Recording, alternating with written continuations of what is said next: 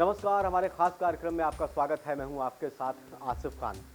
आज के इस खास कार्यक्रम में हम आपको बताएंगे कि ब्रिटेन और भारत के बीच में अपराधियों के प्रत्यर्पण की संधि कब बनी थी और अब तक भारत से ब्रिटेन में और ब्रिटेन से भारत में कितने अपराधियों का प्रत्यर्पण हो चुका है और अब यह मामला क्यों सुर्खियों में आया। दरअसल ब्रिटेन की एक अदालत ने 25 फरवरी 2021 को भारतीय उद्योगपति नीरव मोदी के भारत प्रत्यर्पण के लिए हरी झंडी दे दी है। 2 साल पहले फरवरी 2019 में ऐसे ही एक और भारतीय उद्योगपति विजय माल्या के भारत प्रत्यर्पण को भी मंजूरी दी गई।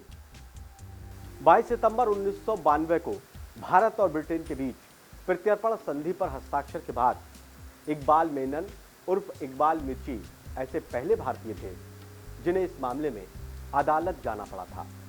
हालांकि ये मामले साबित नहीं हो सके और भारतीय सरकार को मिर्ची को कानूनी खर्च देना पड़ा था। अप्रैल 1995 में स्कॉटलैंड यार्ड ने मिर्ची के घर पर छापेमारी कर उन्हें 1993 के मुंबई सीरियल बम धमाकों और ड्रग्स के सिलसिलेवार में गिरफ्तार किया था। लेकिन जब मामला अदालत में पहुंचा तो उन पर पहले लगे आरोपों को उनकी लंदन राइस मिल के मैनेजर की हत्या के आरोप से बदल दिया गया था, जिनकी नौकरी छोड़ने के तुरंत बाद ही मुंबई में हत्या कर दी गई थी। बो स्ट्रीट के मजिस्ट्रेट ने यह कहते हुए कि कोई मामला नहीं बनता, प्रत्यर्पण की गुजारिश को नकार दिया था। भारत ने इसके खिलाफ कोई अपील नहीं की और मिर्ची को कानूनी लड़ाई के पैसे चुकाने पड़े थे भारत की सरकार को। यानी कि जो भारत की सरकार और मिर्ची के बीच में अदालती लड़ाई हुई थी, उसमें मिर्ची का जो अदालत का खर्च आया था वो भी भारत की सरकार को देना पड़ा था। उधर ब्रिटिश अदालत में मोहम्मद उमरजी पटेल उर्फ हनीफ टाइगर के प्रत्यर्पण का मामला एक और हाई प्रोफाइल मामला था। हनीफ की सूरत के एक बाजार में 1993 में ग्रेनेड हमले में उनकी कथित भूमिका के लिए तलाश की जा रही थी। उस मामले में एक स्कूली छात्रा की मौत हो गई थी। उन पर एक भीड़ भरे रेलवे स्टेशन पर दूसरे ग्रेनेड हमले की साजिश रचने का आरोप था कि इन्होंने हमला कराया था, इसमें साजिश इनकी थी। अप्रैल 1993 में हुए इस मामले में 12 रेल यात्री गंभीर रूप से घायल हो गए थे। 2017 में मीडिया में रिपोर्ट आई कि प्रत्यर्पण से बचने के लिए ब्रिटिश गृह मंत्री के पास टाइगर हनीफ की पेशी का मामला 2013 से अब तक विचाराधीन है और गृह मंत्रालय के प्रवक्ता ने बताया था एक बार कि उसकी स्थिति में कोई बदलाव नहीं हुआ। उधर 26 दिसंबर 2018 को लोकसभा में विदेश राज्य मंत्री जनरल वीके सिंह ने एक प्रश्न के जवाब में विपक्षी पार्टियों को बताया था, क्योंकि उन्होंने कहा था जब लोकसभा चुनाव था बीजेपी ने वायदा किया था कि जितने अपराधी बाहर हैं उनको भारत में लाया जाएगा, उनके खिलाफ मुकदमे दर्ज किए जाएंगे। तो इसको लेकर जवाब देते हुए उन्होंने कहा था कि पिछले 4 सालों में कई देशों से 16 भगोड़े अपराधियों को सफलतापूर्वक भारत वापस लाया गया था। ब्रिटेन से अब तक सिर्फ एक प्रत्यर्पण 2002 के गुजरात दंगों के मामले में, जिनका नाम था समीर भाई वीनू भाई पटेल, उनको लाया गया था। 18 अक्टूबर 2016 को ब्रिटेन से भारत उन्हें लाया गया था। सरकार इसमें सफल हुई थी, जो ब्रिटेन से प्रत्यर्पण के मामले में एकमात्र सफलता संधि के बाद अब तक हमें मिली है, क्योंकि वो भी इसमें उन्होंने कोई भी अपील नहीं की थी।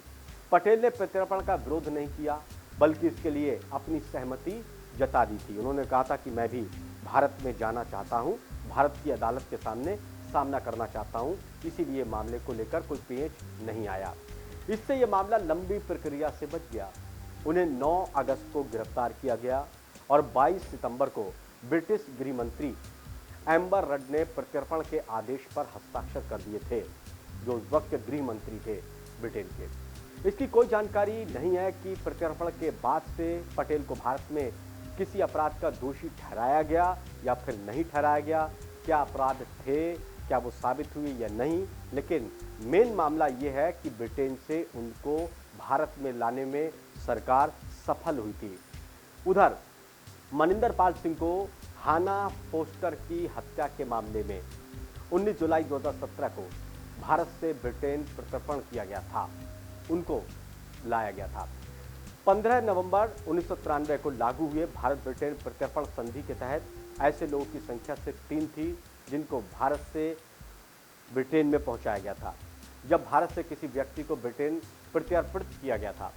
मनिंदर पाल सिंह ब्रिटिश युवती हाना फोस्टर की हत्या के मामले में 29 जुलाई 2017 को भारत से ब्रिटेन प्रत्यर्पित किए गए थे, यानी कि भारत से ब्रिटेन की सरकार को सौंपा गया था। सोमैया केतन सुरेंद्र 8 जुलाई 2009 को धोखाधड़ी के एक मामले में ब्रिटेन भेजे गए। कुलविंदर सिंह उप्पल 14 नवंबर 2013 को अपहरण और बंधक बनाकर रखने के एक मामले में ब्रिटेन के सुपुर्द किए गए थे। यानी कि जब से भारत और ब्रिटेन के बीच में जो संधि बनी है, तब से ब्रिटेन से भारत में सिर्फ एक अपराधी को लाया गया है। ब्रिटेन की अदालत ने इसकी इजाज़त दी और ब्रिटेन के गृह मंत्रालय ने इस पर मोहर लगाई। वो भी ये तब आ सका क्योंकि अपराधी ने उस मामले को आगे याचिका नहीं दी थी। उसकी भी इच्छा थी कि वो भारत में आके अदालत का सामना करे, लेकिन उसके बाद से अभी तक कोई भी सफलता भारत को नहीं मिली है किसी भी अपराधी को ब्रिटेन से भारत में लाने के लिए। लेकिन 3 मामले ऐसे हुए कि भारत से ब्रिटेन में अपराधियों को भेजा गया, प्रत्यर्पण जो संधि है उसको लागू किया गया। लेकिन अब देखना यह है कि ब्रिटेन की अदालत ने माल्या को भेजने के लिए इजाज़त पहले दे दी थी, लेकिन अभी तक नहीं आ पाया। नीरव मोदी को भी भेजने की ब्रिटेन की अदालत ने इजाज़त दे दी है। क्या अब भारत की सरकार नीरव मोदी को लाने में सफल हो पाएगी? अगर ऐसा हुआ तो फिर एक उम्मीद जगेगी कि कई देशों में जो भारत में अपराध करके पनाह ले चुके हैं, उनको लाने में भी भारत की सरकार सफल होगी। हमारे खास कार्यक्रम में इतना ही।